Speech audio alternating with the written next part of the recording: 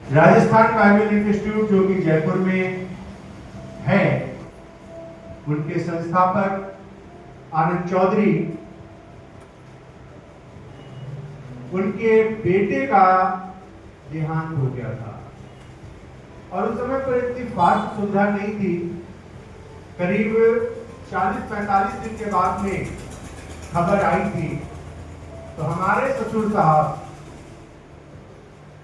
Pastor RP दीन, उनके साड़ू थे, वो मुझे और मेरी बेटी को साथ लेकर के गए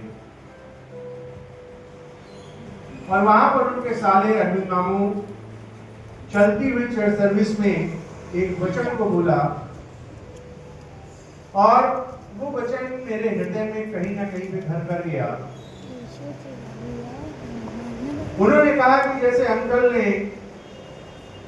जिनकी जवान बेटे की डेड बॉडी सामने रखी थी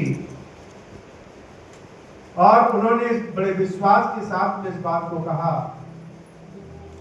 परमेश्वर ने दिया और परमेश्वर ने लिया, परमेश्वर का नाम मुबारक हो। कितने लोग इस बात को कह सकते हैं? बाबू ने लिया। आज वो वचन जब स्मरण आता है और जब हृदय की गहराई में जा करके अपने आप को हम टटोलते हैं,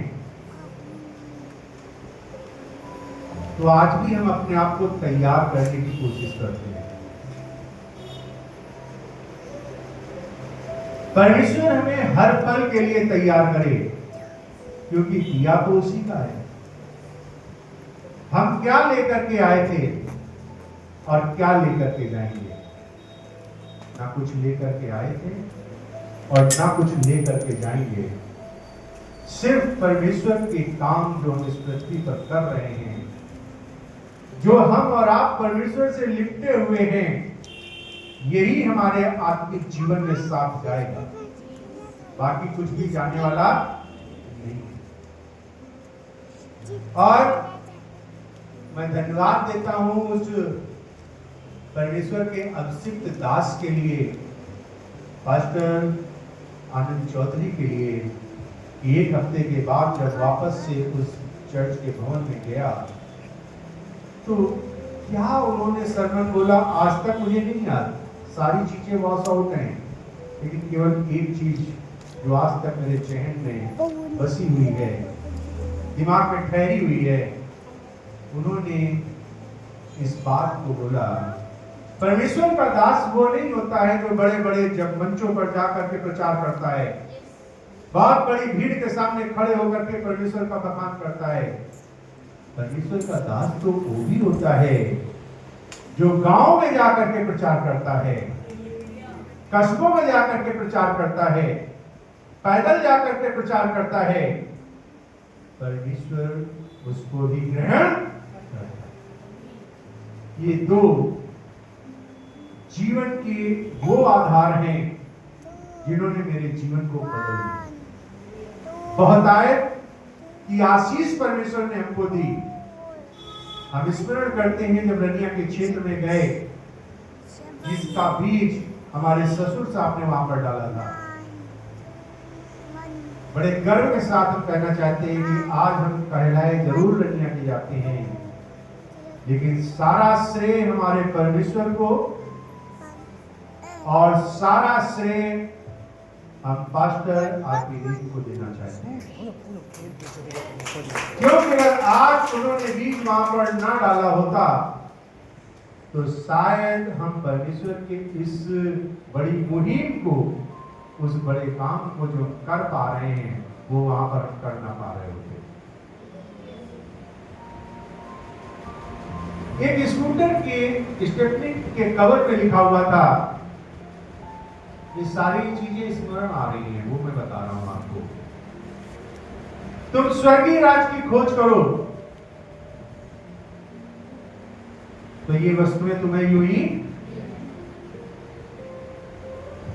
नहीं समझ में आया था। मैं सच बता रहा हूं, जिस समय मैंने इस वचन को पढ़ा था, मैं जब राजस्थान बाइबल इंस्टीट्यूट के चर्च में प्रवेश कर रहा था गेट से, एक स्कूटर में ये स्टेपनी में लिखा हुआ बंदा गया और जिसमें मैंने पढ़ा था, तुम स्वर्गीय राज्य की खोज करोगे, बस में तुम्हें यूं ही मिल जाएंगे। नहीं समझ में आ रहा था, पढ़ा मैंने जरूर लिया था, क्योंकि तब मैं अज्ञानी था।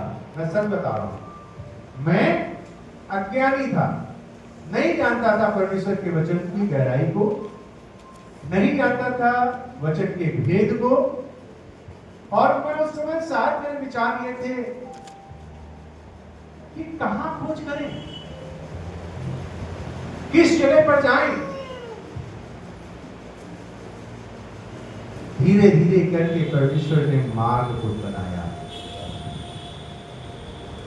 हमारे आत्मिक पिता बर्रा 6 में हम रहा करते थे, हमारे ससुर साहब से मुलाकात करने के लिए आए। और जब मुलाकात करने के लिए आए तो उन्होंने प्रेरित किया परिवार को कि अगर आप कहीं नहीं आते तो आप हमारे साथ आराधना करिए। और तब हम लोगों का जाना बर्रा 2 किरीज स्कूल की मिनिस्ट्री से शुरू हुआ, वहां की आराधना से शुरू हुआ। और यूं हमारा सफर परमेश्वर ने आगे बढ़ने का चालू हुआ। जैसे पौलुस ने वचन में लिखा हुआ है कि मैंने यहोवा से प्रार्थना की, परमेश्वर से प्रार्थना की, एक कांटा मेरे पैर में लगा है, अगर तेरी मर्जी हो तो ये कांटा मेरे पैर से निकल जाए। न जाने कितनी आजमाइशें आई। जो लोग निकटता से जानते हैं वो इस बात को भी जानते हैं कि इन आजमाइशों में भी परमेश्वर ने हमें अकेला नहीं छोड़ा। ताली बजा सकते हैं इस बात के लिए। आजमाइशों के दौर में भी परमेश्वर ने अकेला नहीं छोड़ा, क्योंकि मेरा ईमान और मेरा भरोसा तो केवल इस बात पर है, जो अभी मैंने वचन को पढ़ा कि तू अपनी समझ का सहारा न लेना। कई बार जब अपनी समझ का सहारा लेते हैं तो शायद हम बिखर जाया करते हैं। हमारी जिंदगियां